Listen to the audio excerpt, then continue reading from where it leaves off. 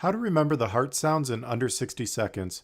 We're going to cover the 5 locations and landmarks to listen to heart sounds. The mnemonic to remember is a pet monkey. First we have A, which stands for the aortic area. This is located right of the sternum at the second intercostal space. Next we have P, which stands for the pulmonic area.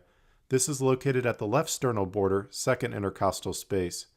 Then you'll move down one intercostal space to E. This stands for Erb's point and is located at the left third intercostal space. You'll move down one more intercostal space to T. This stands for the tricuspid area and is located at the left sternal border, fourth intercostal space.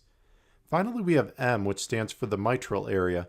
This is located in the left fifth intercostal space, mid-clavicular line, and you can use the M for mitral to remember mid-clavicular.